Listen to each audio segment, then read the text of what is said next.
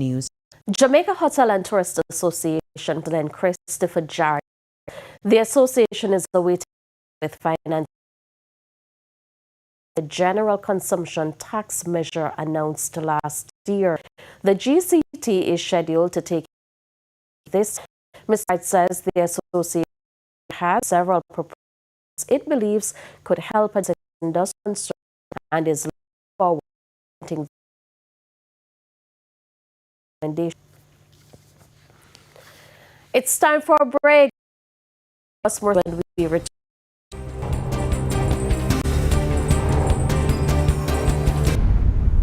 Welcome back to the Midday News. It's now time for the Business Minute. With the National Housing Trust paying out billions in insurance claims, Prime Minister Dr. Andrew Holness is turning his attention to private insurers. He is issuing an appeal for insurance companies to settle insurance claims.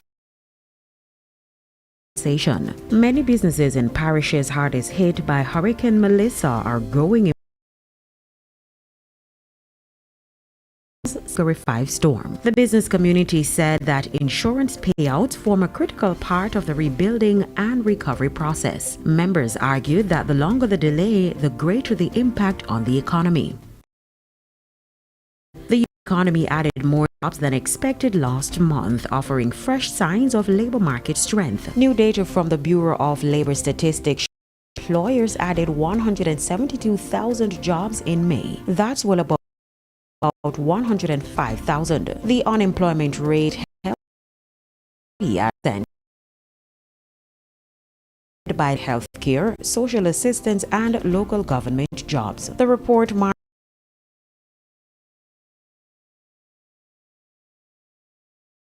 remains resilient despite concern inflation and global uncertainty. And that's it for the Business Minute. I am Carrie Simpson.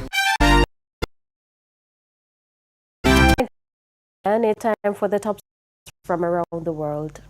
In the region, Suriname's parliament approved requests to criminally prosecute former government officials, former Home Affairs Minister Branto Somaharjo, former Public Minister Nur Mohammed, and former Finance Minister Gilmore Hoefdrad.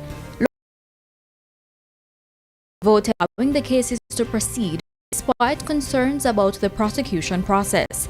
The Public Prosecution Service alleges election laws while in office.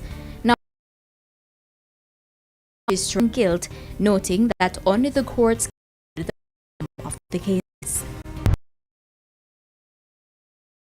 And the House has aid for Ukraine despite opposition and Republican leaders.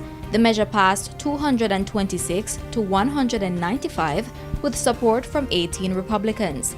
The package includes military aid for Russia, a ban on Russian crude oil imports, steep 500 onwards the United States.